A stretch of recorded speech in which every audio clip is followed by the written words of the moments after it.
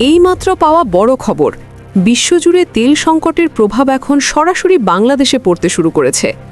জ্বালানির দাম বাড়ছে, সরবরাহ কমে যাচ্ছে, আর সাধারণ মানুষের জীবনযাত্রা দিন দিন কঠিন হয়ে উঠছে। অনেকে বলছেন এটা শুধু সাময়িক সমস্যা নয়, বরং সামনে বড় সংকটের ইঙ্গিত।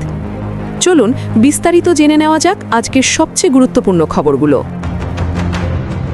বাংলাদেশে জ্বালানি পরিস্থিতি ধীরে ধীরে উদ্বেগজনক হয়ে উঠছে। বাংলাদেশ মূলত আমদানি নির্ভর দেশ, বিশেষ করে জ্বালানি তেলের ক্ষেত্রে। দেশের প্রায় পুরো চাহিদাই বিদেশ থেকে আমদানি করতে হয়, কিন্তু সাম্প্রতিক সময়ে আন্তর্জাতিক বাজারে তেলের দাম বাড়ার কারণে দেশের উপর চাপ বাড়ছে।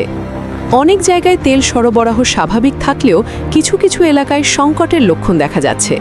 বিশেষ করে পরিবহন খাতে এর প্রভাব বেশি পড়ছে। বাস, ট্রাক এবং অন্যান্য যানবাহনের খরচ বেড়ে যাওয়ায় ভাড়া বাড়ার আশঙ্কা তৈরি হয়েছে। সাধারণ মানুষ ইতিমধ্যেই চাপ অনুভব করতে শুরু করেছে। বিশেষজ্ঞরা বলছেন, যদি এই পরিস্থিতি দীর্ঘস্থায়ী হয় তাহলে এটি বড় অর্থনৈতিক সমস্যায় রূপ নিতে পারে। তেলের দাম হঠাৎ বাড়ছে কেন? এর প্রধান কারণ আন্তর্জাতিক পরিস্থিতি, বিশেষ করে মধ্যপ্রাচ্যের উত্তেজনা। মধ্যপ্রাচ্য হচ্ছে বিশ্বের সবচেয়ে বড় তেল উৎপাদনকারী অঞ্চল। যখন সেখানে যুদ্ধ বা উত্তেজনা তৈরি হয়, তখন তেল সরবরাহে সমস্যা দেখা দেয়। এর ফলে বিশ্ববাজারে তেলের দাম দ্রুত বেড়ে যায়। এছাড়া পরিবহন খরচ, ডলার সংকট এবং বৈদেশিক রিজার্ভের চাপও এই সমস্যাকে বাড়িয়ে দিচ্ছে। বাংলাদেশ যেহেতু ডলারে তেল কেনে, তাই ডলারের দাম বাড়লেও তেলের খরচ বেড়ে যায়। সব মিলিয়ে এই পরিস্থিতি একটি বড় চ্যালেঞ্জ তৈরি করেছে। সরকার এই পরিস্থিতি সামাল দিতে কি করছে? সরকার ইতিমধ্যে কিছু গুরুত্বপূর্ণ পদক্ষেপ নেওয়ার কথা জানিয়েছে। জ্বালানি সাশ্রয়ের জন্য বিভিন্ন ক্ষেত্রে নির্দেশনা দেওয়া হচ্ছে। অপ্রয়োজনীয় বিদ্যুৎ ব্যবহার কমানো, অফিস সময় কমানো, এ ধরনের উদ্যোগ নেওয়া হতে পারে।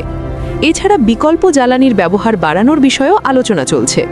সরকার বলছে এই পরিস্থিতি সাময়িক এবং তারা দ্রুত সমাধানের চেষ্টা করছে। তবে বাস্তবে এই পদক্ষেপগুলো কতটা কার্যকর হবে তা সময়ই বলে দেবে। সাধারণ মানুষের উপর প্রভাব। এই সংকটের সবচেয়ে বড় প্রভাব পড়ছে সাধারণ মানুষের উপর। জ্বালানির দাম বাড়লে সবার আগে বাড়ে পরিবহন খরচ, আর পরিবহন খরচ বাড়লে বাজারে সব কিছুর দাম বাড়তে শুরু করে। খাবার, নিত্য প্রয়োজনীয় পণ্য সব কিছুতেই এর প্রভাব পড়ে। ফলে সাধারণ মানুষের জীবনযাত্রা আরও কঠিন হয়ে যায়। অনেকেই ইতিমধ্যে খরচ কমানোর চেষ্টা করছেন। বিশেষজ্ঞরা বলছেন, এই পরিস্থিতি দীর্ঘ হলে মধ্যবিত্ত ও নিম্নবিত্ত মানুষের উপর সবচেয়ে বেশি চাপ পড়বে। ভবিষ্যৎ পরিস্থিতি ও সম্ভাবনা। এই সংকট কতদিন চলতে পারে? বিশেষজ্ঞরা বলছেন, সবকিছু নির্ভর করছে আন্তর্জাতিক পরিস্থিতির উপর। যদি মধ্যপ্রাচ্যের উত্তেজনা কমে, তাহলে তেলের দামও কমতে পারে।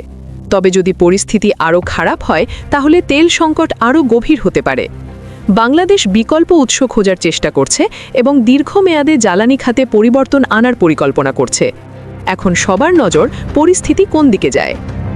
সব মিলিয়ে বলা যায়, তেল সংকট এখন বাংলাদেশের জন্য একটি বড় চ্যালেঞ্জ হয়ে দাঁড়িয়েছে। এটি শুধু অর্থনীতি নয়, বরং সাধারণ মানুষের জীবনেও বড় প্রভাব ফেলছে। আপনার মতে এই পরিস্থিতি কতটা গুরুতর হতে পারে?